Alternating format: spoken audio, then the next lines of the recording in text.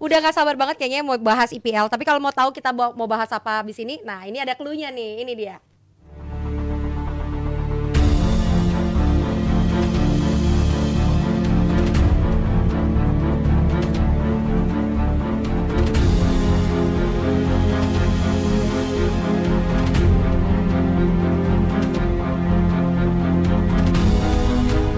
Ini harus dibahas ya Nesa. Harus dibahas. Harus Dracula. dibahas. Liverpool harus dibahas. Draculanya. Klopp harus Klopp udah dibahas. ketakutan ya. Kita lihat udah ketakutan banget dikejar-kejar sama Arteta sama Pep dengan timnya masing-masing.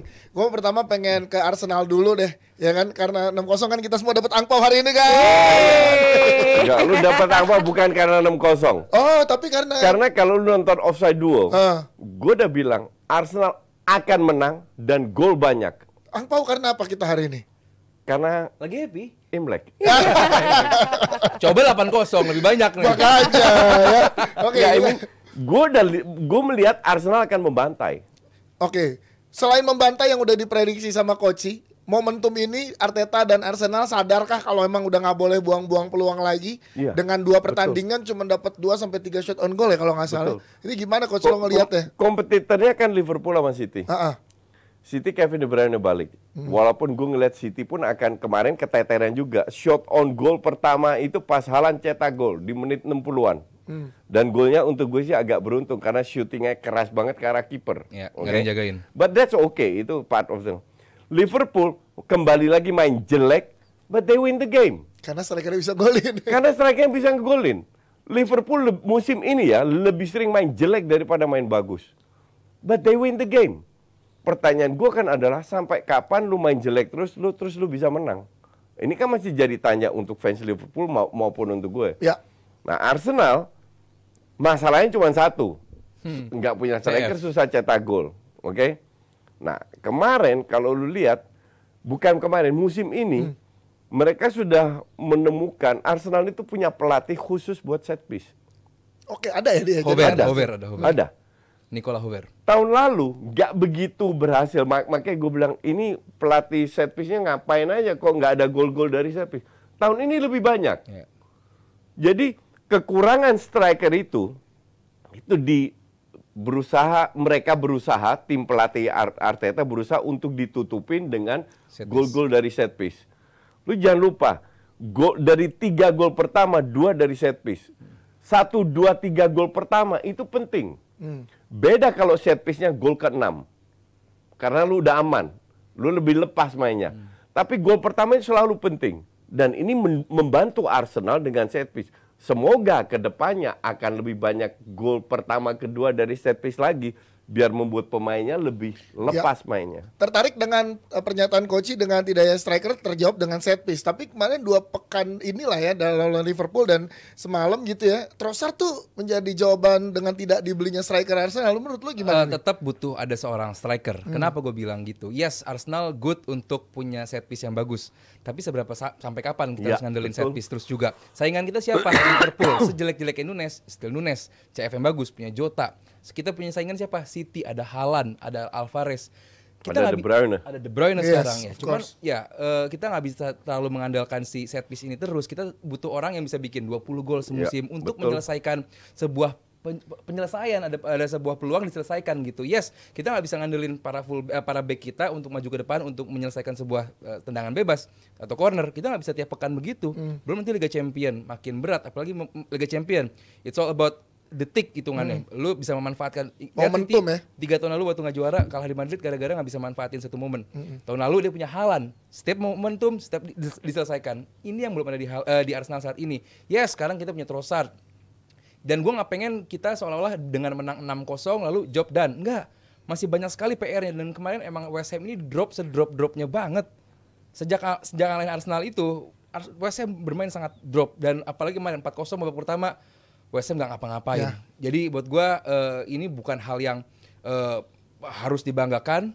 Yes, kita 19 gol dari set piece musim ini terbaik di Liga. Yes, oke. Cuman kita nggak bisa terlalu rely on itu gitu. Kita harus fokus ke menu utama, yaitu sebuah serangan yang bagus diselesaikan oleh penyerang yang bagus.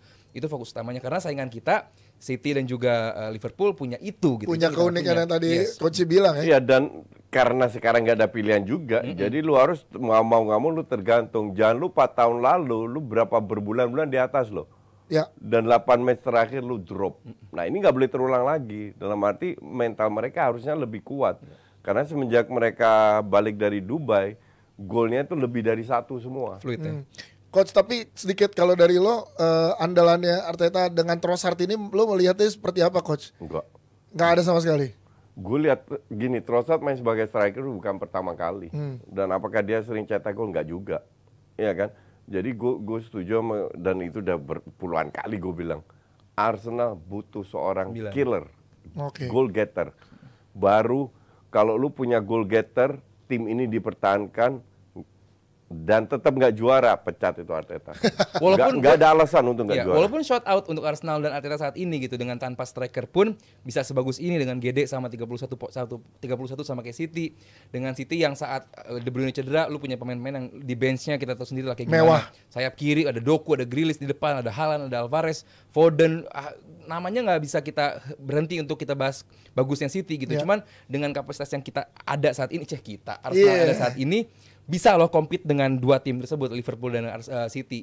Cuman gue nggak tahu nih bisa sampai kapan bensinnya tetap ada, karena tahun lalu pun kita lebih bagus, justru nggak tahu ya kalau poinnya lebih bagus atau enggak. Tapi di peringkat 1 di momen sekarang ya. Yes. Cuman ada fasenya momennya cedera Saliba, terus kayak kehilangan bensinnya tuh benar-benar kehabisan bensin. Nah, gue nggak mau itu kejadian di musim ini, karena kita bisa compete dan gue harap sampai pekan-pekan terakhir compete gitu. Oke. Tahun lalu itu Arsenal, tahun-tahun sebelumnya gue selalu bilang lawan City Liverpool lah, itu calculated loss. Tahun ini nggak ada lagi. Disikat semua kok. City disikat di kandang, kan tahun lalu sempat menang Super Cup kalau nggak salah lewat adu penalti atau extra time ya kan. Tapi di Liga menang juga. Liverpool menang sekali seri, sekali menang. Jadi nggak ada alasan lagi untuk lu tidak target lu juara. Kalaupun seandainya Arsenal juara tahun ini, tahun depan tetap harus datangin striker. Tapi Arteta tetap berarti kalaupun juara, lu berarti Arteta tetap So far kita nggak bisa ada alasan buat Arteta out sih. Iya. Kecuali nggak juara tadi yang Coach bilang. Bukan gini, kalau juara bonus kasih Coach. Bonus. Iya kan, juara tuh bonus. Lu bisa perform lawan yang gue kritik Arteta itu bukan juara nggak juara. Bukan juara nggak juara, bukan permainan. Tapi pembelian pemain kayak tai. Oke, menarik juga kemarin trending adalah Declan Rice, di mana lawan mantan timnya nggak ada grogi-groginya sama sekali. Keseimbangan ini kan yang sebenarnya tidak dimiliki Arsenal di musim lalu, sehingga juga terjadi goyang lah di akhir musim. Nah ini kalian melihatnya gimana? Bukan karena itu, bukan karena Rice. Lu kalau kita bicara musim lalu ya. Week in, week out, di semua kompetisi lu main 11 pemain itu aja. Pemain burn out. Capek, fisik, mental. Capek mental, bukan fisik, capek mental. Dan di situ kelihatan. Sekarang kemarin lihat menit 60-50 udah mulai ganti pemain. Udah unggul 4-0 kan, baru ganti. Pas unggul 6-0 baru Nketiah masuk. Nah itu pinter. Jadi Nketiah masuk pas unggul 6-0. Kalau nggak jadi mainin. Itu juga dapat peluang loh sebenarnya dia. Dan nggak gol. Emang katro. Ini pemain emang gue udah ribuan kali bilang ini pemain katro gitu loh. Baru diganti ke. Nah ini harus lebih sering. Yang tahun lalu nggak dilakukan musim ini. Ya, jadi Arteta belajar dari kesalahannya. Dan nonton ini ya jadi dari coach ya, ngeliat lu coach. Cuma kalau tadi pertanyaan lu apakah Trossard menjadi rahasia atau senjata? Iya, dari Arteta. Gua sih bisa bilang iya. Kenapa? Karena dia dimainkan di nomor 9 pernah, dimainkan di nomor 8 pernah, diganti Martinelli juga pernah, di sayap kanan juga pernah. Dia saat dia dribble dia menenangkan. Beda sama Nelson yang kayak apa ya bahasa coach gerasak gerusuk gitu, mengandalkan speed tuh hilang-hilang bola juga. Trossard ini benar-benar kayak tenang, bola nggak pernah jauh dari kakinya gitu, passingnya bagus. Jadi ya gue harap Trossard bisa fit terus karena ini orang tapi bukan goal getter juga. Nggak punya goal getter kita. Nggak ada. Bisa 31 gidi kan luar biasa. Iya kan ujung-ujungnya lu harus cetak gol. Lu ball possession, lu main bagus, lu create peluang.